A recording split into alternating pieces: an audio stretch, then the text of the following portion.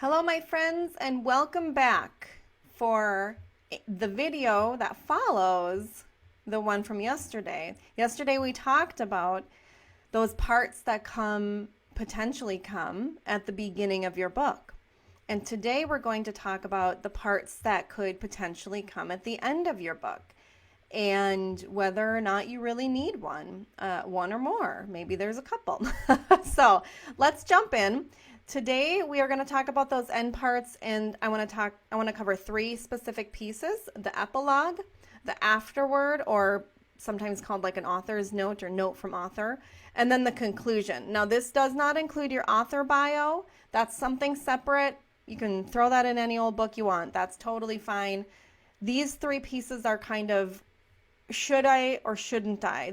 We're making a decision about these pieces. There really is no right or wrong for your book, right or wrong for every book, I should say. It's really book specific, but an author's bio, totally fine. Throw that in there. We love seeing that. It gives us kind of the background of the author, but these give us a little bit more or something different. So let's jump in. I'm going to kind of speak from the perspective of having an epilogue, because really what this is, an epilogue is kind of like a final chapter.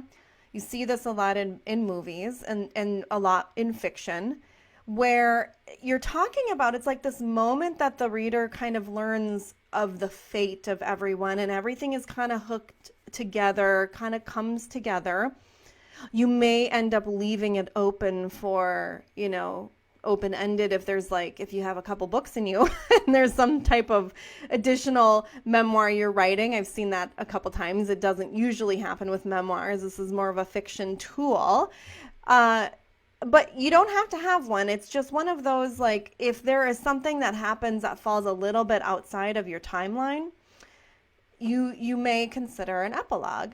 So a couple really generalized examples of this. There is a book that I'm working on with a client who his journey from beginning to end spanned many years, and it's continuing to span. There's like a continuation, but you have to find an end point. You can't just like keep writing this thing, right? You have to find an end point. So we found an end point, but there are some things happening after that may be included in an epilogue. For example, if there is like things that happened and a lawsuit were to come out of this. Lawsuits can take years, okay? You're not going to like wait until this lawsuit is done for your book to be finished and written. You don't have to do that. You can throw in an epilogue, and maybe even by the time you're done writing the book, the lawsuit is done, and you can kind of throw something in there about that. It's not included in your narrative because it doesn't matter to your story what the resolution of that lawsuit was, but it's sort of like an interesting point. Like, we want to know, the readers might want to know, hey, what did happen? What did happen in that case? A good example of this, and this is not how she did it, but Alice Sebold, I talk about her book once in a while. It's called Lucky. It's about her horrible rape, and she actually goes through this whole trial, and she literally walks us through the entire thing. Well, if her story had stopped after the first trial and had not continued, she might have included an epilogue to tell us this is what happened to this person 15 years later. He had like a 15-year sentence, right? We might be interested to know what happened to her rapist after her involvement concluded. That's where her story ended. Her story ended when her involvement concluded, but his kind of continued. And the book isn't about him, but it is an interesting piece to understand, oh, did he get out early? How did Alice feel about this? Did she continue to follow his whereabouts and all of, so it kind of wraps up a little bit of something that really wasn't in the story but was. So another good example of this is if you, I guess I probably covered it, like the continuation of events. There may be a point in time where you say, okay, my story is done, but these things continue to happen. It may kind of swoop in like, okay, here's where they are today type of thing. This is where everyone is today. This is kind of what happened. Again, you see it at the end of movies a lot where, you know, you get a little description, you read it across the screen. 20 years later, this is what happened. So think of an epilogue that kind of does that. The key distinctions between an epilogue and like your final chapter are the epilogue is going to be much shorter typically. It's usually in a different tone or maybe even a point of view. Like you aren't necessarily writing from the protagonist point of view more so than just more of an objective author point of view. So it's a little bit of a shift, or maybe that's more of a shift in tone, but you're not writing in that kind of emotional, in the moment, memoir tone. Maybe your tone is funny, your style is witty. This one's going to be maybe more of a reporter, a journalistic view. You're just kind of sharing the facts here, ma'am. So think of it as like this is going to shift a little bit, give the readers a little bit more of something, and it's not going to be very much. It's shorter. It's going to be a short snack, if you will, that kind of wraps things up, gives them some closure and finality to those questions that might be lingering a little bit that you raised that aren't necessarily part of your story. So that's an epilogue. Now, how does that differ from an afterword? An afterword is like we call it an author's note sometimes because it's a final note from the author. It's different than an epilogue because it's in the author's own voice, which is, you know, you're typically writing the epilogue from the author's voice in a memoir anyway, but this one is really more commentary about your story and about what happened in it, and maybe more of that reflection. It always is outside of the narrative. It's not necessarily within the story at all. It's not going to be talking about bits that were already covered. So it is a slight difference, but I think an epilogue is a bit more on point for what a memoirist is going to use in her book. So an afterword is not a tool that I would necessarily spend a ton of time looking at. There may be reasons why you want one. I don't see them as more compelling than something like an epilogue would do for your book.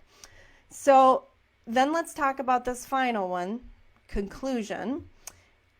And sometimes it's one of those things you think, well, if my book has an introduction, it has to have a conclusion.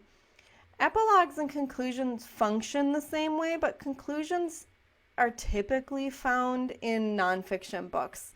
There's really no role of a conclusion in a memoir that your final chapter doesn't cover, or like an epilogue. So there's really nothing that needs to be called conclusion in your book. It's just a name for something that already has a purpose, or something else that's already serving that same purpose. So it's a term that I kind of want you to say, okay, I'm already doing that. You don't have to feel like you're missing out on this or you're not doing something you need to be doing with it. It's just not a term you're going to literally write in your book. So let's get down to the nitty gritty here and talk about whether you should use an epilogue and how to understand whether you have a reason to jump into this. So you really have two main options to end your book.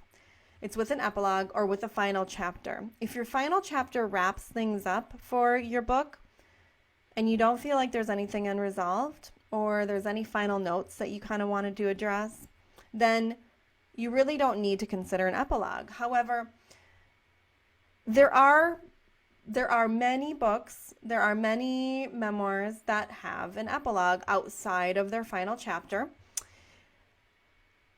Many times what they do is they jump forward in time, like I kind of talked about what happened in 15 years when he was released from jail, that type of thing. It's out of the narrative timeline. And it really gives that bit of extra information. So here's a couple bullet points here. You want to really write in a different style or tone. You want to address it in a, maybe like I said, that more journalistic way. That's something that wouldn't necessarily be appropriate for your final chapter. So if you're feeling like you really want to add a little something, shift it to the epilogue and use that different tone or style.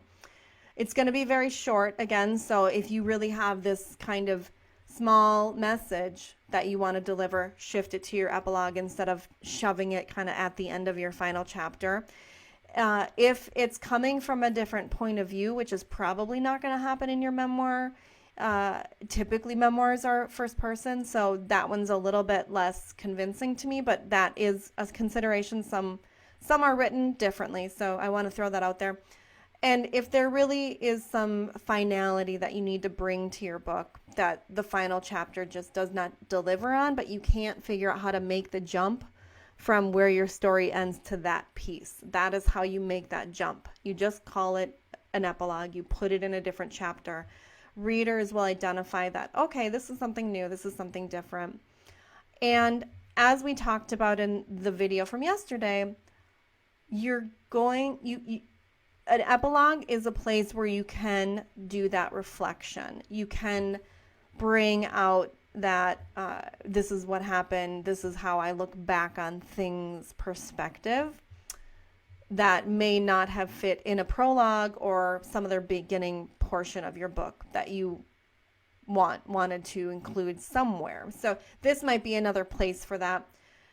And one note here, while many editors and agents, they sometimes look down on prologues. Like I said, people overdo introductions. It seems to be kind of a thing. Like, not every book needs an introduction, but writers tend to err on the side of introduction rather than not.